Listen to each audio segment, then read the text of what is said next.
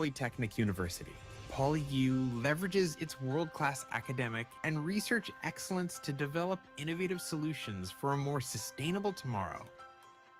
In July 2022, the PolyU Academy for Interdisciplinary Research PAIR was established as the university's central research platform, dedicated to providing world-leading interdisciplinary solutions to significant societal challenges.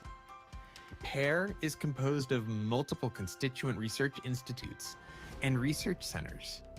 Each research unit focuses on a particular research area and is joined by researchers from various PolyU faculties, schools, and departments. These research areas broadly fall under three main themes, including advanced technologies and manufacturing, good health and well-being, and smart and sustainable cities. PAIR researchers develop new materials, systems, technologies, and techniques that support industrial modernization, upgrading, and transformation.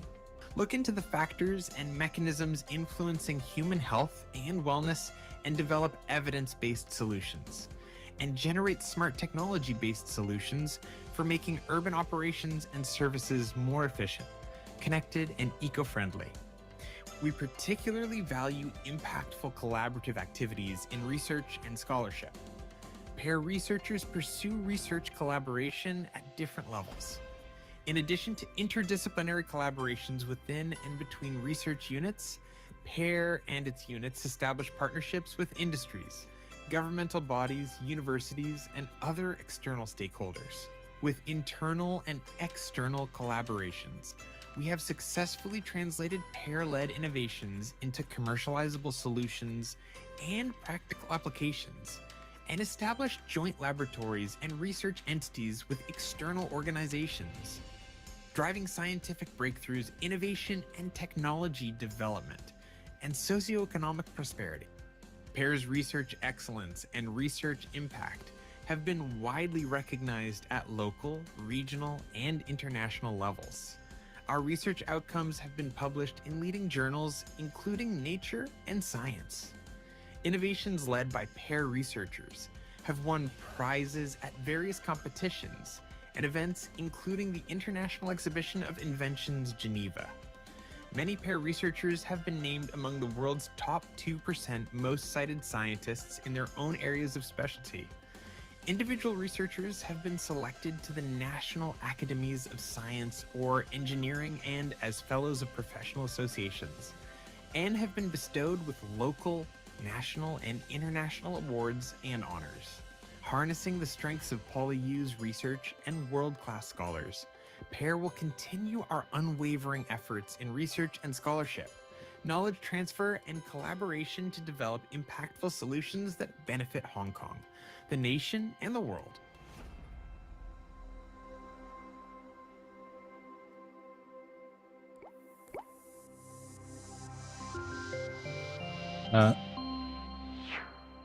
Good morning, Professor Che, colleagues, ladies and gentlemen, students. Welcome to this PAIR seminar. My name is Qing Chen. I'm the director of the PolyU Academy for Interdisciplinary Research, or PAIR. So it's my great pleasure to introduce today's speaker, Professor Chun-tao, who is also a PAIR fellow. And he's currently a Harry H.S. Fong Professor of Pharmacognosy at the University of Illinois at Chicago. So Professor Che is a key figure in advancing the profession of Chinese medicine and its early development in Hong Kong. In the late 1990s, the Chinese University of Hong Kong established the first institution on the School of Chinese Medicine, and Professor Che at that time was the director, and he really contributed a lot to the establishment of that school. So he, of course, did a lot of at the Hong Kong, the Chinese University of Hong Kong in terms of education, training, research, and development. So his approach in the Chinese medicine is highly interdisciplinary, or with over 40 years of experience, Professor Chen integrated knowledge and techniques from botany, chemistry, and from pharmacology to discover, isolate, and useful substances from medical plants. Such endeavors are particularly important in driving the rational evidence-based application of Chinese medicine in modern practice. So his research addressed the health-related topics, investigating into the anti-obesity, anti-depressant, anti-cancer, and liver protective effects of plant-derived natural products. For example, his team demonstrated how a group of compounds known as ginseng supplements might inhibit prostate cancer by suppressing specific gene expression. Another example is by working together with the international collaborators, Professor to investigate the inhibitory effect of plant leaves on ovarian and skin cancers, and also establish the plant toxicity profile. So at the University of Chicago, Professor Che also leads the WHO collaborating centers for traditional medicine, contributing scientific and technical expertise to support the WHO's implementation of its traditional medicine strategy. So his work is well recognized in the modern society, not only in the Eastern, but also in the Western. So without further ado, ladies and gentlemen, please join me in welcoming seminar speaker, Professor Che.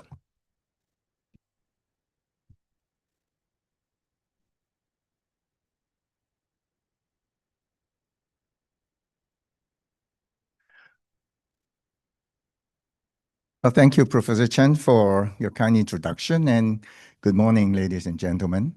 First of all, I would like to thank Professor Chen and Pear for the kind invitation, and I am so glad to be here today to meet colleagues and friends who are interested, who share the same interest as I do on Chinese medicine. So what I intend to do today is to give a brief discussion on geriatric health from the perspective of Chinese medicine research. So my goal is to promote research and studies in order to help the older adults or our elderly population not only to live longer, but better.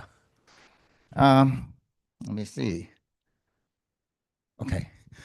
According to the World Health Organization, by 2050, 1 out of 4 people you meet will be over the age of 60. And this unprecedented demographic shift raised 2 fundamental questions. One is, why should we be concerned about the aging society? And also, what can we do to support healthy aging? And aging society is a big concern, not only because it has a lot of medical implications, but also it involves a multi-dimensional impacts on touching on almost every aspect of a society, such as the social values and family structures, economic and workplace dynamics, ethical consideration in healthcare and care for the elderly, and infrastructure and environmental demands, okay, to accommodate the elderly population. And of course, it imposes a big pressure on health and healthcare systems.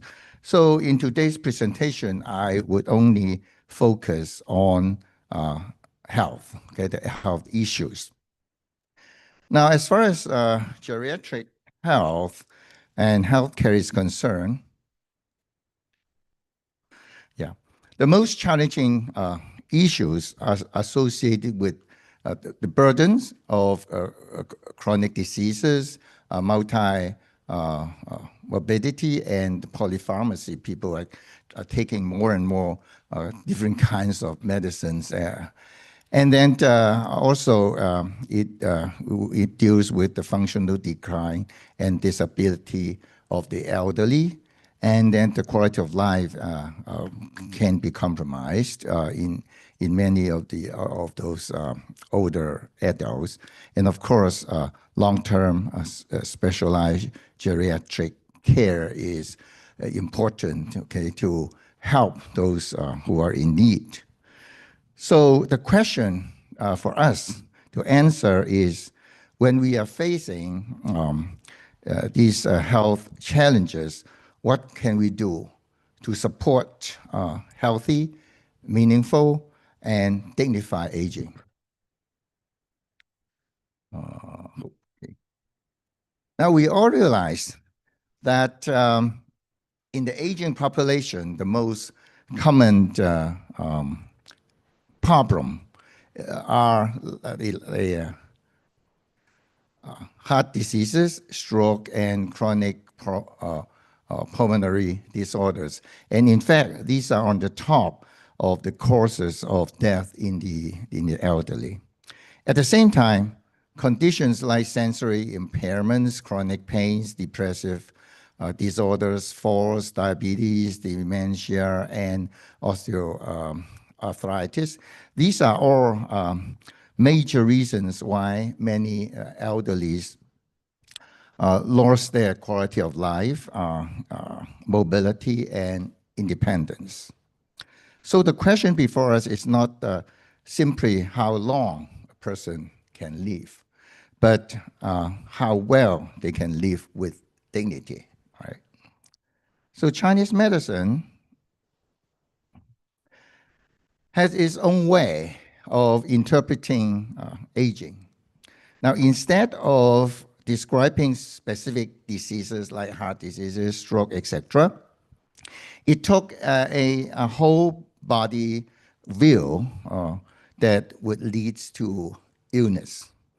And so while a full discussion of Chinese medicine theory is beyond the scope of this talk, there are several key concepts worth noting as we are growing older. Now, our qi tends to decline or become stagnant. These are problems or a general trend that happens in the elderly population. And blood circulation slow down and may become stagnant. This is another issue that a lot of elderly people are facing. And then phlegm and fluid tends to accumulate in the body.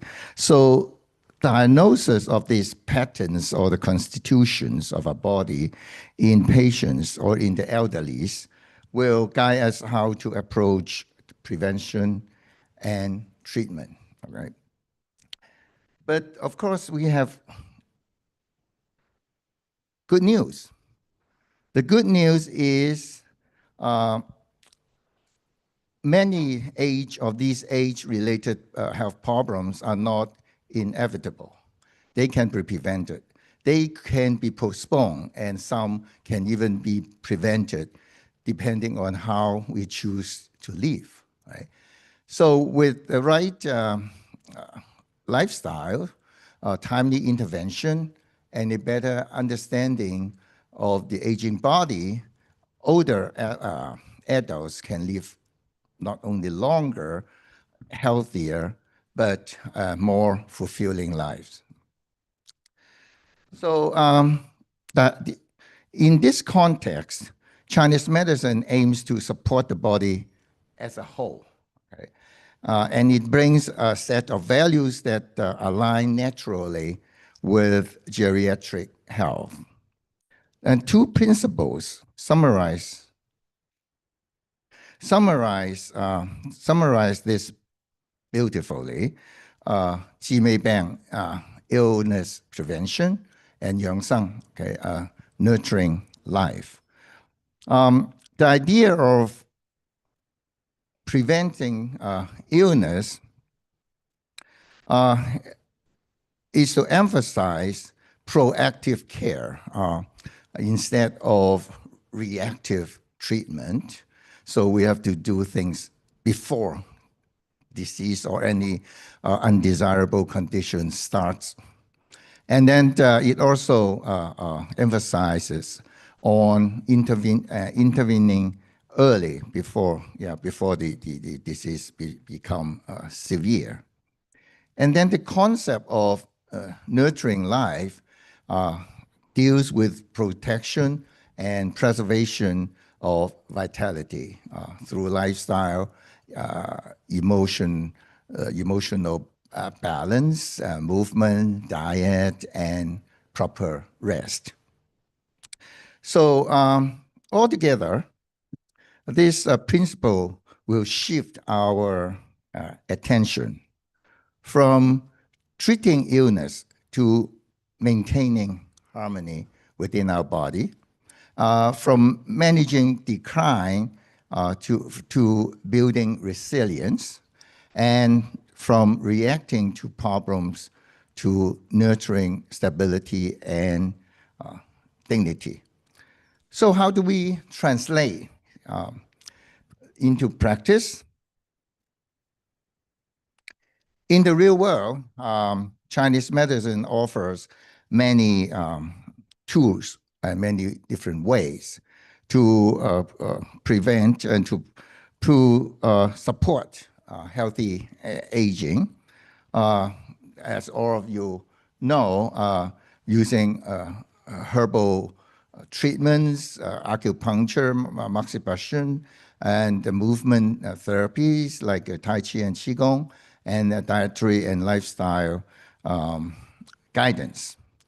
So they invite us to look beyond the treatment of individual diseases and instead focus on maintaining internal harmony, okay, a balance between yin and yang, qi and blood component. The goal, of course, also is to nourish the vital organs, to strengthen the resilience, and to enhance the overall quality of life. So in practice, Chinese medicine approach offer our older adults the pathways to maintain mobility, to preserve cognitive function, to manage chronic conditions, and also to live with dignity and comfort. Right? So when we integrate our rich knowledge, we have to integrate our rich knowledge of Chinese medicine with thousands of years of clinical experience together with evidence from research. And then we can make good use of Chinese medicine for maintaining the good health of the population. Of course, not including the geriatric population. In fact, it's good for everyone, right? And so we have to realize, that at this time, when we integrate, we have to admit that the research on Chinese medicine is promising. First, I think we have to admit it's promising, but it's still growing. Okay, so current scientific and clinical evidence of the benefits of Chinese medicine often inconclusive and sometimes can be controversial to many people. So we must therefore commit ourselves, okay, to scientific, to research, to do more research. That's my goal of this lecture, in fact.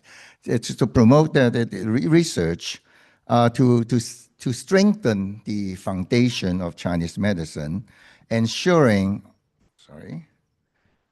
the quality, the safety, and effectiveness of all different kinds of Chinese medicine practice through vigorous research, modern technologies, and collaboration. And with that, I think I'm sure the Chinese medicine can be applied in our modern society to improve geriatric health. Okay. And so when we do this, I believe our goal is not to argue whether Chinese medicine works or not work. Okay. Instead, I think we need to identify what works, how it works, for whom it works, and when should it be used. Because this is, I think, our goal when we get into the researching Chinese medicine and promoting the use of Chinese medicine in our societies.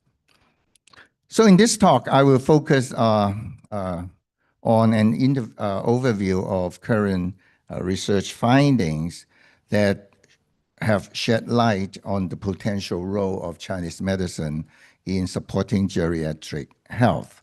Specifically, I will focus on 5 areas that are most relevant to geriatric health.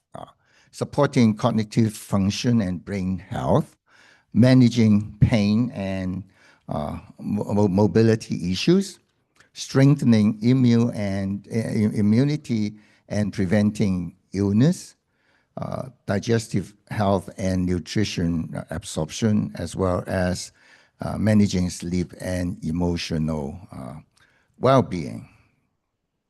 So frankly, we must admit that many reported studies, well, there are many reported studies, and I'll show you some later, on studying Chinese medicine for the benefits in these areas. But we have to admit that many of these reported studies vary in both quality and the strength of their conclusion. And so realizing these limitations, I will not attempt to single out any specific, say like a herbal formulation or any specific acupuncture or any specific particular exercise styles that as the best. Okay, I'm not going to do that, but instead my goal is to highlight the broad trends, okay, and emerging evidence that point to the potential contributions of Chinese medicine to healthy aging. Right? And importantly, also, current available information should be interpreted as supportive rather than conclusive. Right? And it highlights areas. In fact, it helps us to understand some areas that of promise and significant, that show us some significant research gaps, underscoring the need for new insight, new efforts, and new directions for future development. Okay. Now the first area, supporting cognitive function and brain health. You know that when we age, cognitive function may decline. And the early symptom includes the mild cognitive impairments, MCI, which is very common in the elderlies. And so what is alarming is that the prevalence of MCI is increasing worldwide And so this is a topic that cannot be neglected, right? And early management of cognitive decline is therefore crucial to prevent or to slow down the progression of dementia. Unfortunately, currently, there are only a handful of medication or drugs that are used worldwide to treat dementia and cognitive decline. And as a matter of fact, most of them are symptomatic for symptomatic treatment with no guarantee, okay? In fact, there's no cure, all right? And recently, more recently, there are a few antibody therapies now in the market, but again, the actual outcome is not certain, and for sure, all these medications will have some undesirable side effects. So many elder individuals then turn to herbal formula or acupuncture. Right? And these Chinese medicine approaches generally aims to tonify the spleen and kidney, according to the Chinese medicine theory, and to promote circulation and remove phlegms and to nourish the brain. So these are the basis, okay, based on Chinese medicine theories for treating cognitive decline. So in the literature, there is a substantial body. If you go to the literature, you search in the literature, there are substantial body of evidence examining the use of Chinese medicine herbs for mild cognitive impairments. You'll find many, many papers in this area. And so I will just briefly show you the results of a couple of meta-analysis and systematic review. One systematic review highlighted the benefits of herbal treatments, and it's illustrated in this forest plots. The meta-analysis demonstrated that Chinese medicine intervention produce measurable improvements, okay? Just make it simple, you can see all the lines on the right-hand side of this vertical line. That means it shows some benefits, right?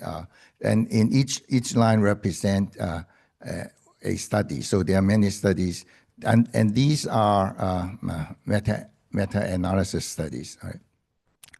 So the results seem to support that herbal treatment has some effects, okay, has certain effects on helping slow down the cognitive decline, right? And based on different criteria, and I'm not going to dig deep into this.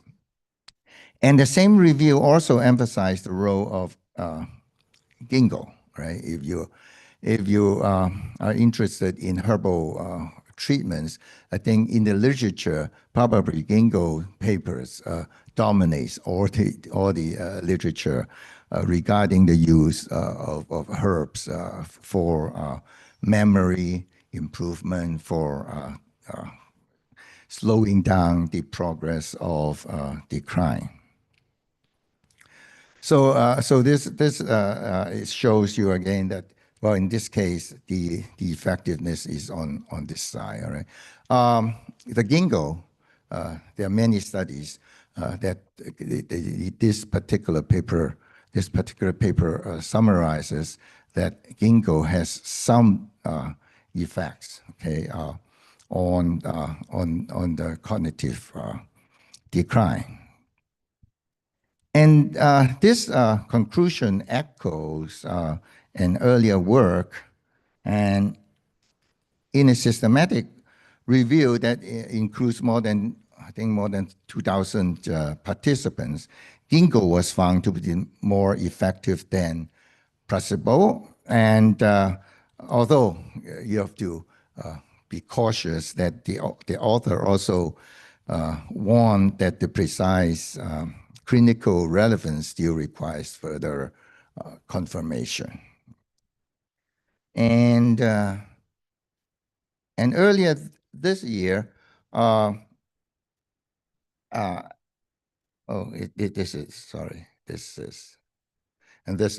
this diagram here. Earlier this year, there is a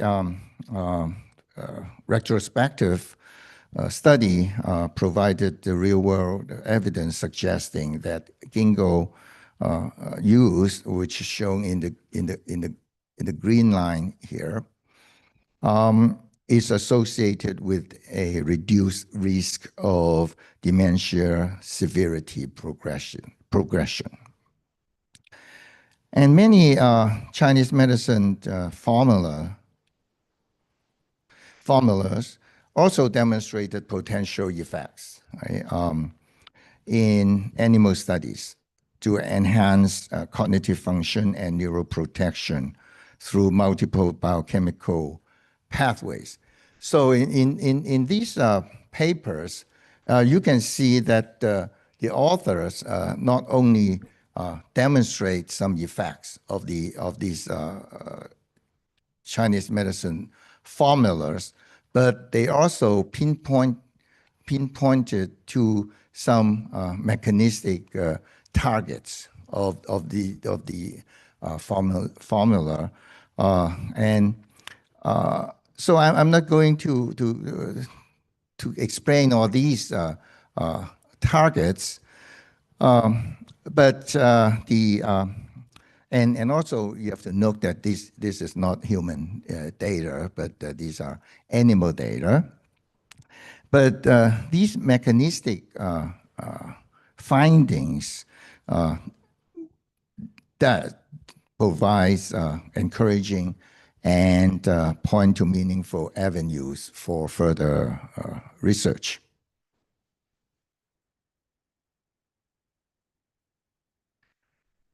And now this slide shows two recent meta-analysis studies on the clinical effects of Chinese herbs on MCI, on mild cognitive impairment. One using only, so for these studies, it used only Chinese herbs. And the other ones is a concurrent combination of Chinese herbs plus a donepezil, the drug, okay, the medication. And conclusion indicated that in both cases, okay, the Chinese medicine holds potential to improve cognitive function in MCI patients, although the evidence quality was determined to be only moderate to low due to methodological weaknesses of the studies. So this is something that I have to repeat, that when you look at the results of the reported studies, you have to bear this in mind, how the quality of the experimental design and the level of evidence that you should have to be concerned about.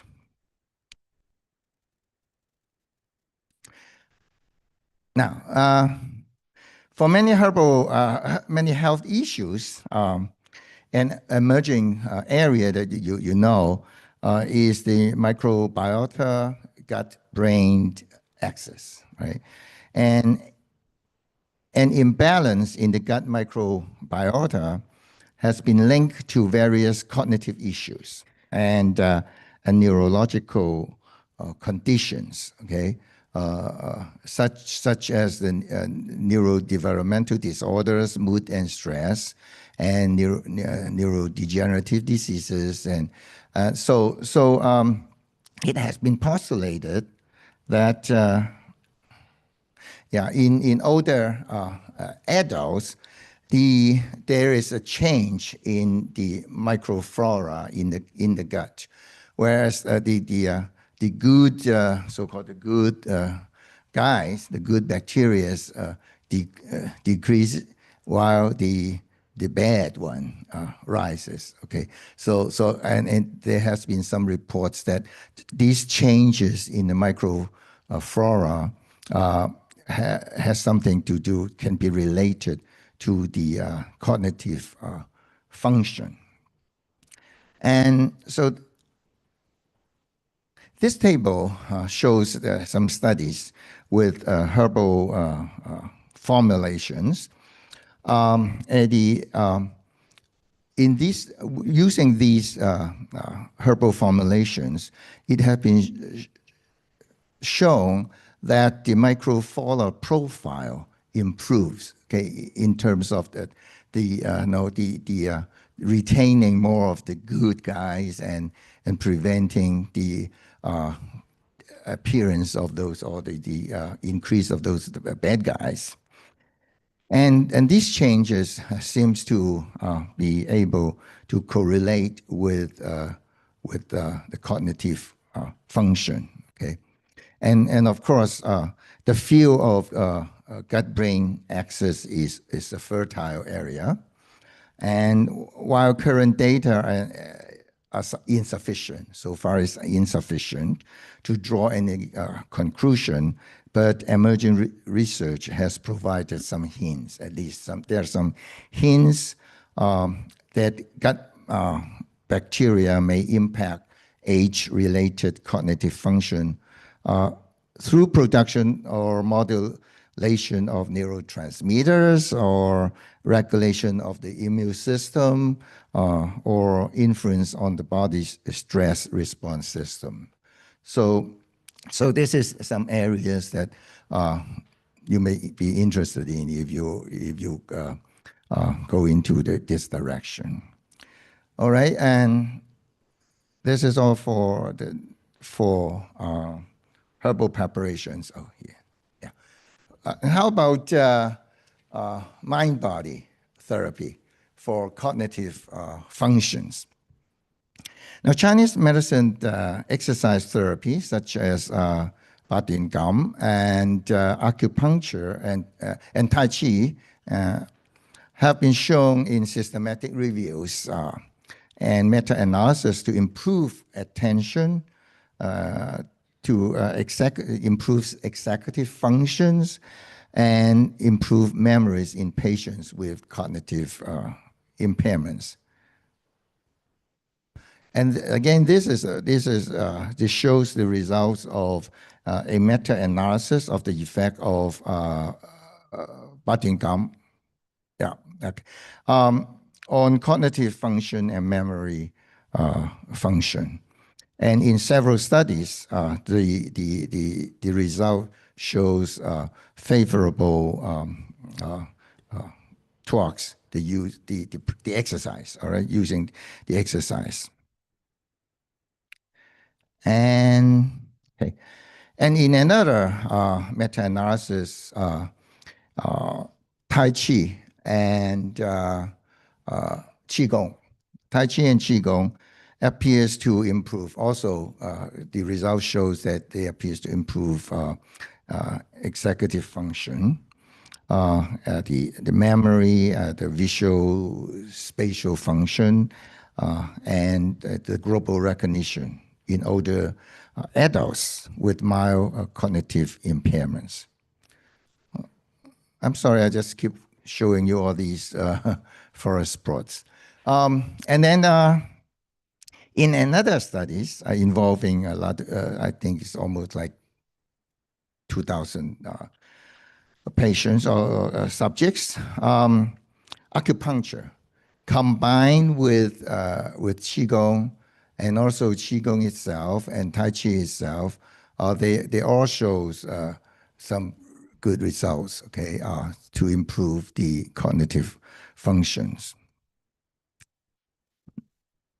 Now, talking about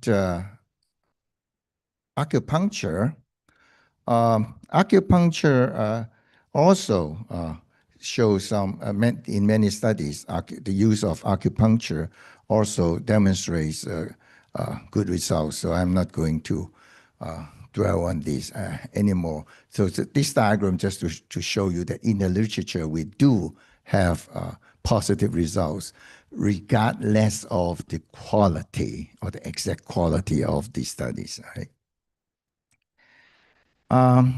And at the physiological level, mind-body therapies have been shown to improve cognitive functions through various mechanisms. So like improving neuroinflammation, improving synaptic plasticity, etc. So these are the possible mechanisms that acupuncture and exercises can help, may act on. Okay, so these will just become targets of future research if you're interested. So we can just look, try to establish the mechanism of the exercises and acupunctures. So again, so this is something that you can keep in mind. All right. Now, the next area, pain and mobility.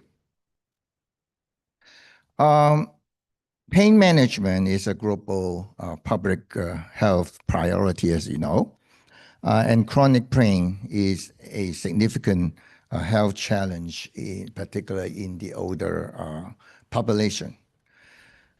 Chronic pain creates profound disruption across all dimensions, in fact, all dimensions of seniors' lives.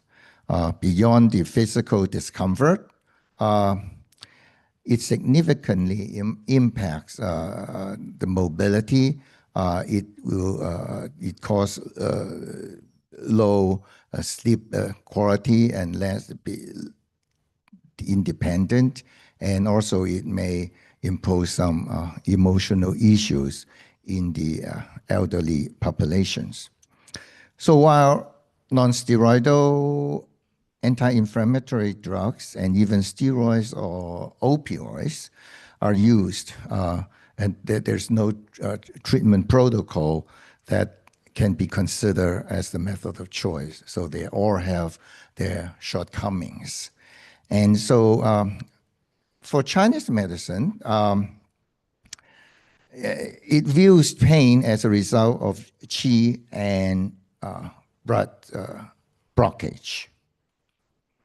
And so as far as Chinese medicine is concerned, other than herbal medicine, the use of herbs, or Chinese medicine also offers several pain management options like acupuncture, massage, cupping, Tai Chi, Qigong, Chun-tao, etc. And they can all help alleviate inflammation, improve circulation, and enhance flexibility and balance. So for acupuncture, acupuncture is, of course, as you all know, has been widely used worldwide for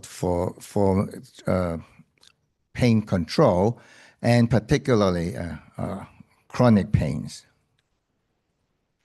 And again, this slide shows the meta-analysis of the studies using acupuncture, different kinds of acupuncture, and electroacupuncture, and the auricular acupressure, etc.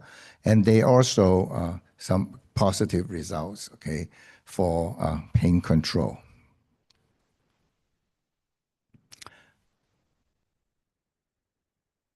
And also again, these are the results of several studies on the pain intensity and the back pain back function. Okay, so this all shows positive outcomes. And there was a studies of Cochrane report in 2020 on the oh no, sorry. This is a studies or as a project called Back in Action, and by using acupuncture for treatment, and again, this just demonstrates that the acupuncture group show better results 6 months, even 12 months after treatment. All right. So acupuncture controls pain through a lot of different mechanisms, and many of these mechanisms has been shown, but at least in animal models. Now, regarding herbs, a lot of different kinds of herbs and formulations also have been used for controlling the pains, and here I just include a few some examples of common herbs that are widely used in Chinese medicine for pain control. Right. All right. Now the third area, I think I have to speed up. Strengthening immunity and preventing illness. As we age, the immune system weakens, and making older adults more susceptible to infections and chronic illnesses. And some Chinese medicine is strong, is strong in preventing illness and nurturing life. So its preemptive regulatory model aligns precisely with many, with the modern concepts, okay, of integrated preventive healthcare and personalized resilient-based wellness strategies. And through practical practices such as dietary adjustments, acupuncture, and physical exercise, Chinese medicine can support, okay, varieties of effects or benefits in the elderly. Now, to explain the concept of prevention, disease prevention, there are several physiological grounded explanations, okay, such as maintaining homeostasis, establishing allostasis, and early dysregulation of physiological upset, etc. So these are the physiological basis that we believe that the Chinese medicine can attain the purpose of preventing illnesses. And since Chinese medicine postulates that pathogens invade only when internal defense is weak,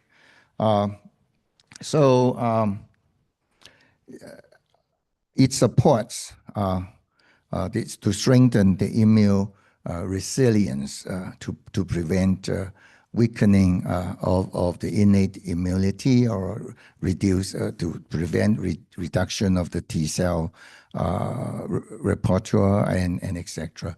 So these are studies that have shown, that Chinese medicine can affect and can manipulate or to have impacts on the physiology to deal with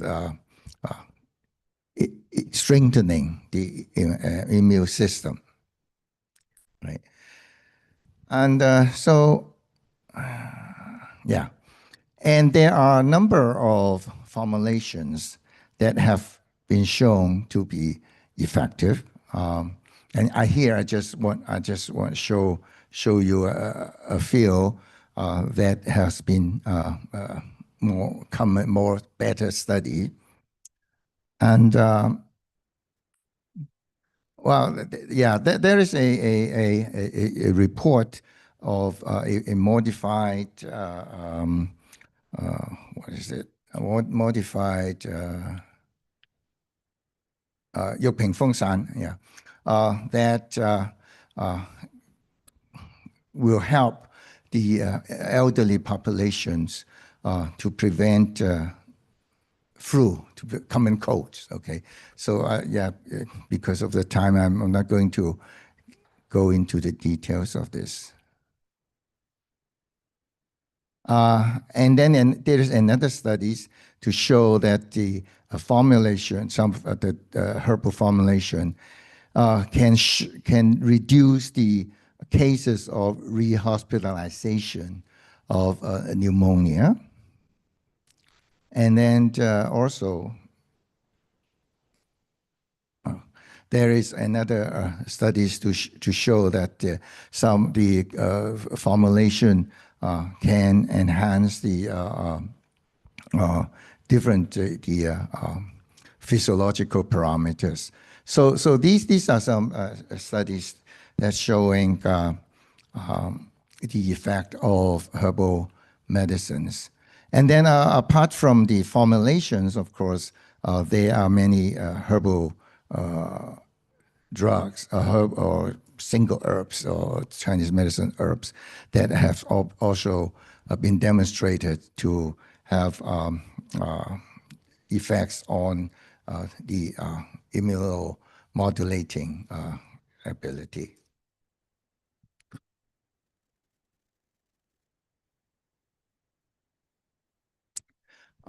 Yeah, so these are some mechanisms that are believed to be happening when the acupuncture is used to strengthen the immunity. And so let's move into the digestive health and nutrition absorption. Aging can slow down digestion and leading to issues like bloating and constipations or nutrient deficiencies. And TCM places great emphasis on improving digestion and nutrient absorption in the elderly by focusing on strengthening the spleen and stomach, promoting qi flow, and also resolving dampness or coldness in the body. And that's the Chinese medicine theories relating to digestive health. And yeah, some possible mechanisms could be understood through modern physiology, such as shown in this table, strengthening strengthening spleen qi may have some effects on increasing the enzyme secretion or increasing mobility and absorption and increasing energy metabolism, etc. So these are some the physiological basis for us to better understand the Chinese views, okay, on the spleen stomach functions.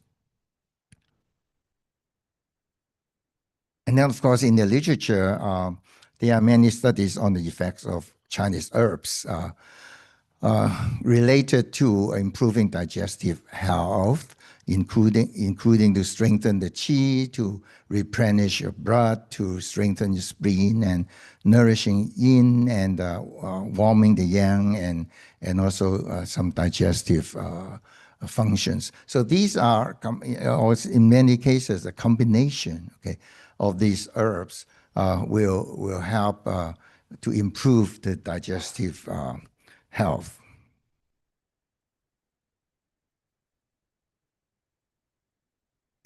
And then Chinese formulas, the Chinese medicinal formulas, here are some examples, also have been found to be able to improve the digestive health, okay, and depending on the specific situations, of course.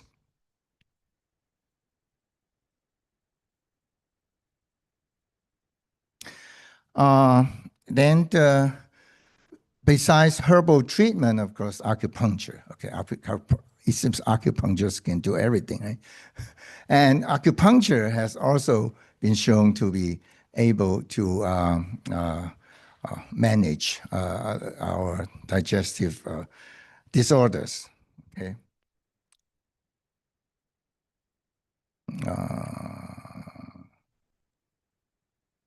Okay. The last area I'm told to stop, but anyway, I just rush through this. Meant to manage sleep and emotional wellness, which is an important issue for many elder adults. If you don't sleep well, then of course there are a lot of ability will be lost. Okay, a lot of functional disorders will happen. And then the common sleep disorders in the elderly includes insomnia, sleep apnea, and some movement disorders. And so lack of quality sleep can lead to a lot of problems. Okay, and in the elderly, this I think this is a lot of us know about this. And so effects of acupuncture. Acupuncture has been pretty commonly used for sleeping issues, sleeping problems. It has been shown, okay, to do several things that would improve the sleeping quality, and also for improving emotional wellness. Right?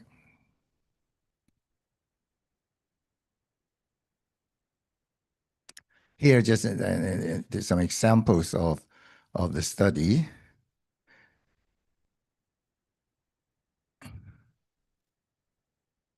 Ooh.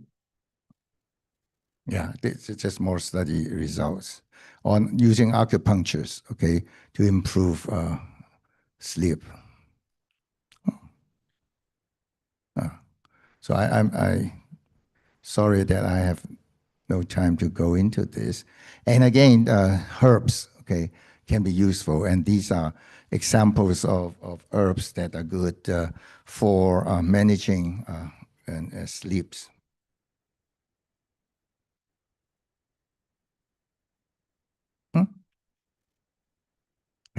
And these are examples of formulations, okay, the herbal formulations that have been reported, okay, to improve sleeping quality and also to calming the mood.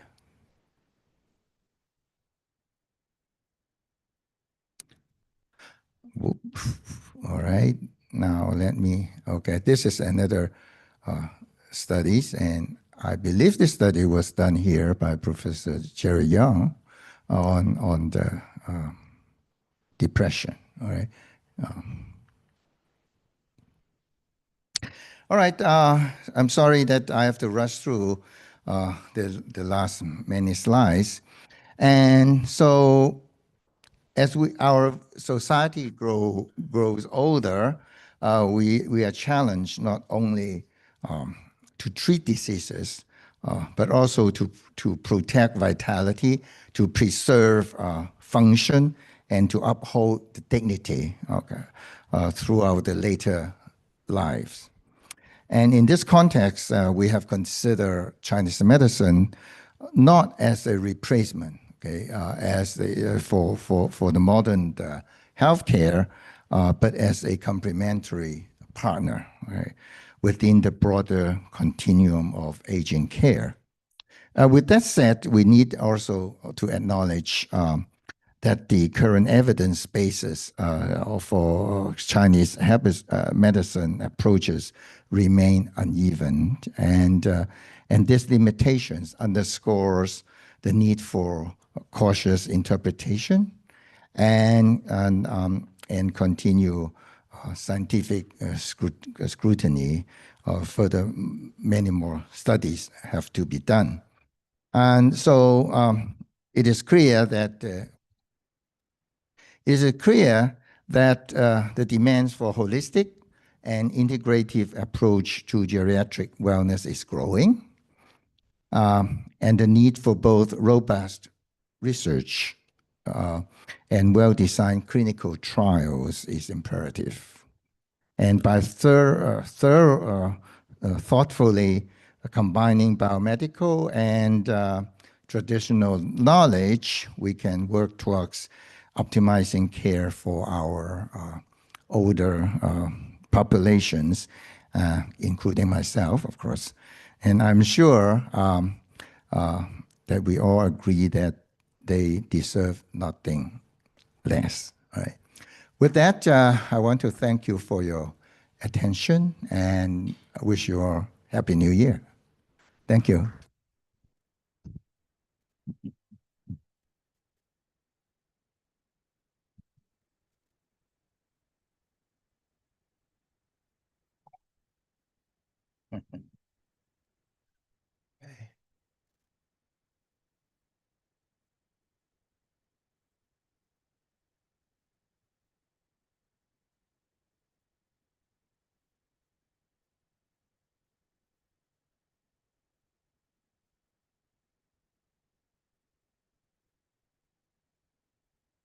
Professor Chair, thank you for the very comprehensive presentation. You're welcome. Now it's the time for me to do the Q&A sessions. And of course, I think among the crowd, they might have other questions, but I already have some questions here. Oh. So I will probably first raise the first question. Now, how can we shift the general public's misconception about TCM, such as the widespread view that Western drugs are quicker and more effective, and that TCM mainly focus on wellness and preventive care? What do you think? Yeah.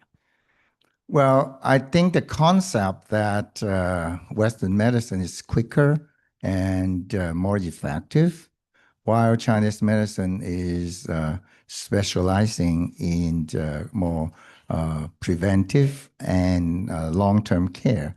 I think the concept, the general concept is true to me. In most cases, I do agree that the Western medicine would act much faster. But acting faster, whether it's good or not, and there's something that we have to consider. Of course, for Chinese medicine, it is known to be good for chronic conditions.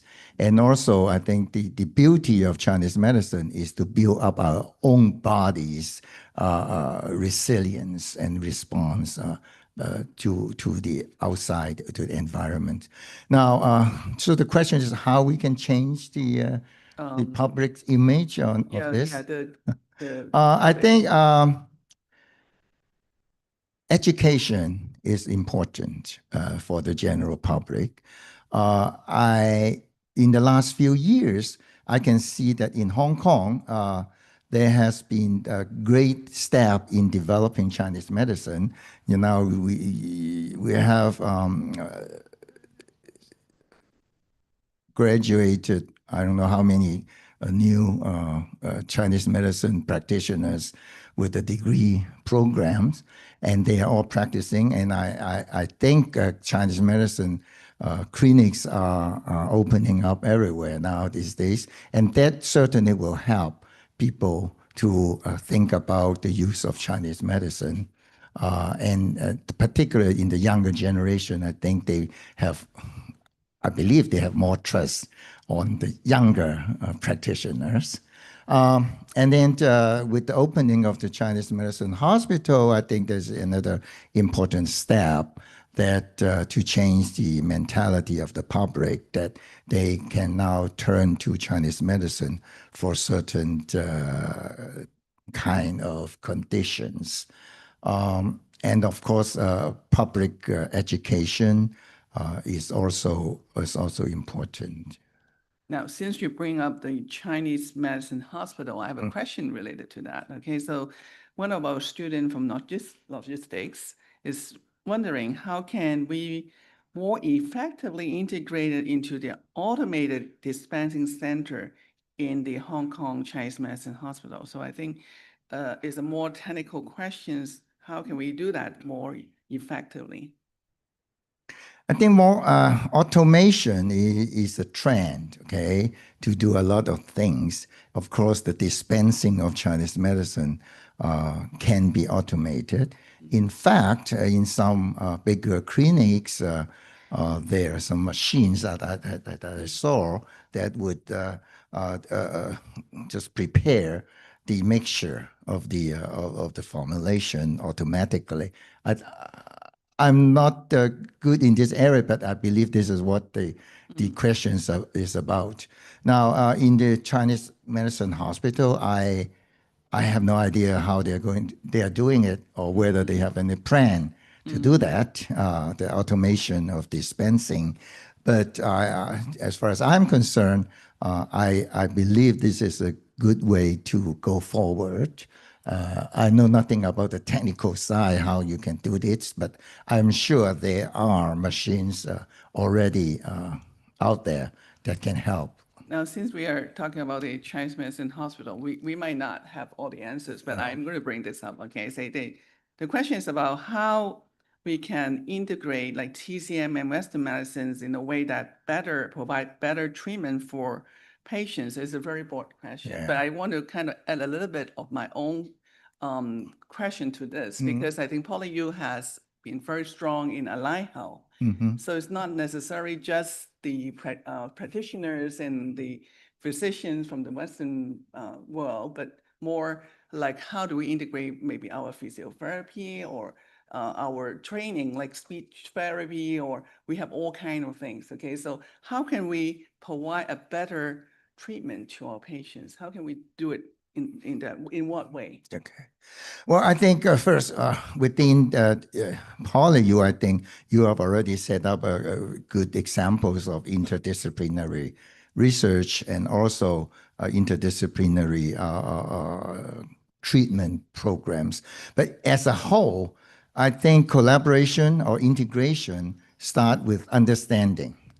I think it is the most important thing is for the different stakeholders to understand one another, okay, particularly between the Western medicine and the Chinese medicine sides. And so communication and more frequent interaction, I believe that's the basis, okay? Is when you understand better yourself and better, you understand the other side better, then you know what you can do together, okay, to complement, in a complementary manner. And I think at this time, in the Chinese, you mentioned the Chinese Medicine Hospital, I think one of their strategy or one of their plans is to start doing some integrative service, as far as I understand. I'm not totally sure, but that would be a good start. And as I know, some private doctors and Chinese medicine practitioners, they are also having some small scale integrative programs for their patients. Yeah, but I think based on what your talks today, we do need a lot more evidence-based research to support the integrations, right? So I think we might come back to that because we still have a long list. Yeah, okay. Okay. I have a few questions. Actually, you mentioned almost at the end about the insomnia. So a few questions from our floor is to talk about what kind of Chinese medication can use to improve both quantity and quality of sleep? And then there's another one asking, the best effective ways to deal with insomnia and how to improve sleep quality. So it seems like Polly, you friends and colleagues have problem with sleeping. So, what Many would be people do. yeah, your answers. Well, in general, I just pointed out that both herbal formulations and acupunctures and like the Tai Chi, and they all help. Okay, there are plenty of evidence, pieces of evidence that shows that they all help. But one thing that I want to emphasize here is that if one is interested in using Chinese medicine, then you have to get a proper diagnosis of your body types, of your body constitutions, so that the proper medications can be applied. Now, Chinese medicine, unlike is not the same like Western medicine. They are treating your body constitutions instead of just a symptom. Okay, so if you have you cannot sleep well, I cannot sleep well, but since our body constitution is different, then you need to use different ways of Chinese medicine to deal with it, and so my simple answer is there are a lot of herbs and there are exercises, there are acupunctures available for treating sleeping issues. But the first thing is for a person to find out their own body constitution so that the best or the most appropriate ways to deal with that. Okay. Now, I have a question related to menopause and perimenopause. And of course, it's also including sleep problem, but there's also other like poor, reduced immune functions or other quality of life. So what evidence-based TCM intervention can both ease the menopause symptoms and enhance long-term physical resilience for healthy aging? Well, I have to admit that I don't really have a lot of information in this area, but I am sure there are studies of different modalities, both herbal medicine and pulmonary acupuncture can provide some beneficial effects.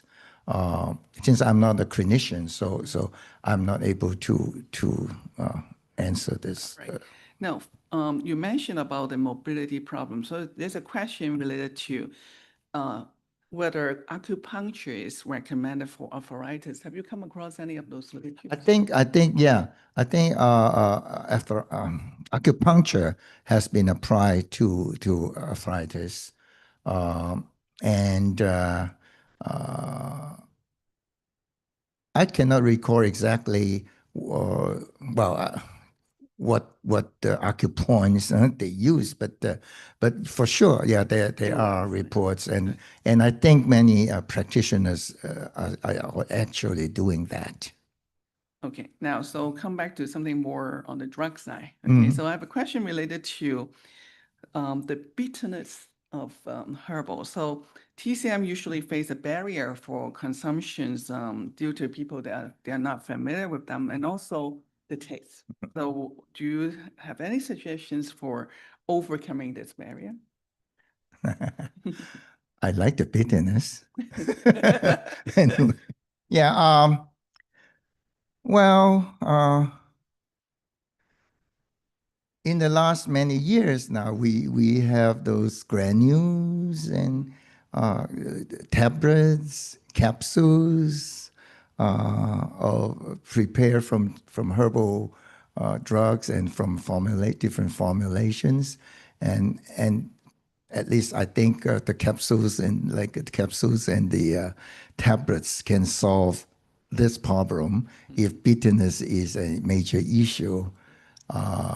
But if you have trust in Chinese medicine, I would encourage you to overcome the barrier. I guess not all herbs are bitter. Okay, so it leads to my next question. Now people talking about food and medicine sharing the same origin. Okay, because some of the herbals are being used as food. So if they are really bitter, I don't think anyone will like it. So how should we understand this theory in TCM? Well, there's a history, all right. In the very early days, when people pick up different plants, different things around within in the environment, and they try it, and some taste good, and then some they find some can cure some diseases or make you happier or make you healthier. And so that is how it arises. So this is the same origin, I think, referring to the same process when they were discovered, that either they have nutritional values or medicinal values. And so it happens for some herbs, they have both the nutritional values and medicinal values. As you said, of course, these with dual properties usually are tasting better, and so people can more receptive or in making foods, okay, making your dishes with this. But at the same time, the beauty is they also can modify or change your physiology, so that they can deal with some conditions, diseases. Okay.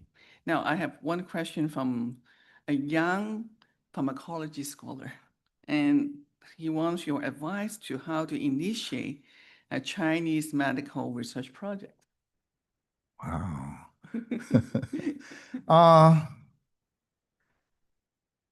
How to initiate a Chinese medicine project? Mhm. First, you have to have some idea what you want to do. Okay? And then I think its first thing is to define a target. What kind of pharmacology you want to do?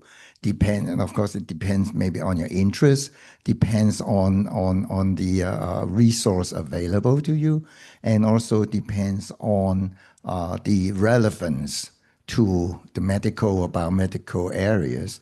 So you just pick a project, a target that you want.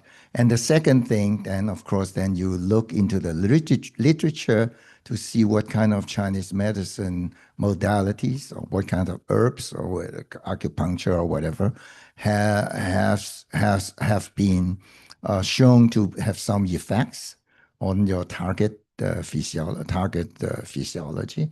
And then from there, you find a niche of find out something, what is still lacking in that area, so that you can work on something that to improve whatever knowledge already exists there. And then, of course, funding is important.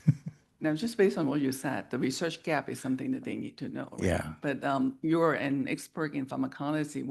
The resources is one of the issues. Like, should we find a very common herbal, or we should find a very precious one that is like in the place where very difficult to collect? So would that be a factor to? Oh, yes. Yeah. Selecting what herbs to use is also crucial to your success, all right? I think then it depends also on what kind of outcomes you want. If you want to say develop a supplement, then probably you need to find some herbs or something that are more commonly used and more well known to people. And also, of course, the bottom line is no toxicity for anything you choose, right?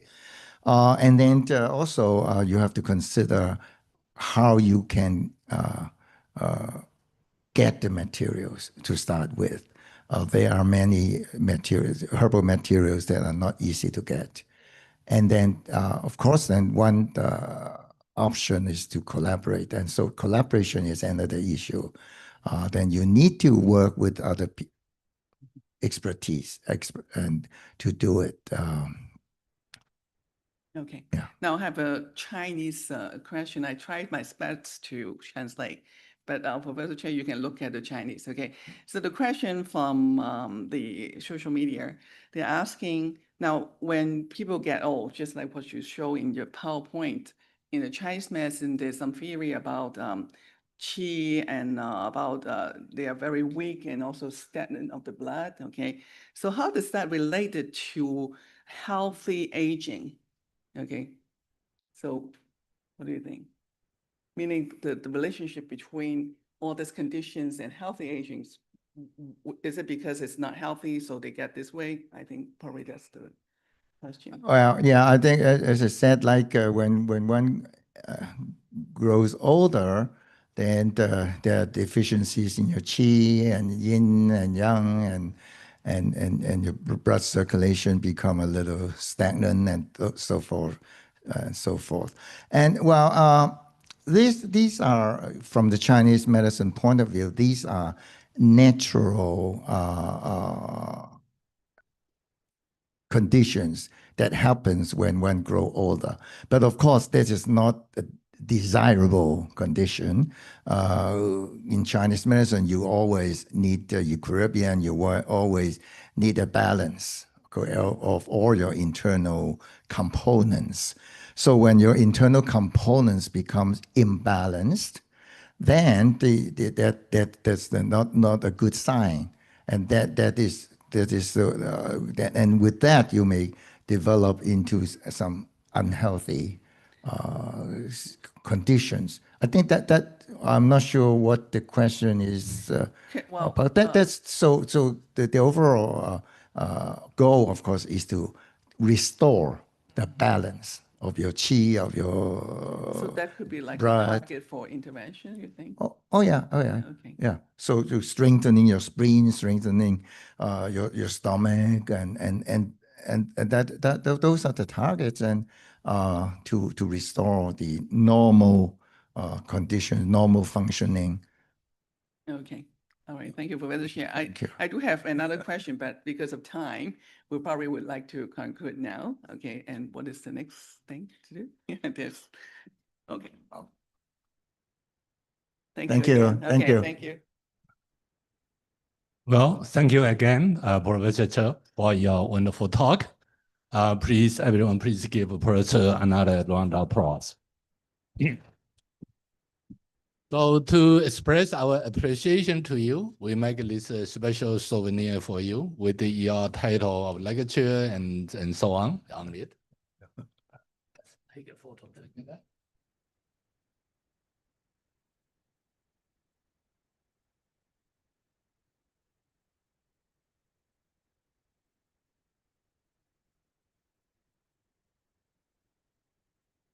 Thank you so much. Thank you.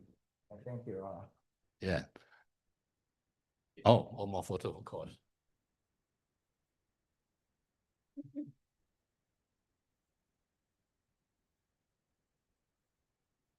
Oh, great.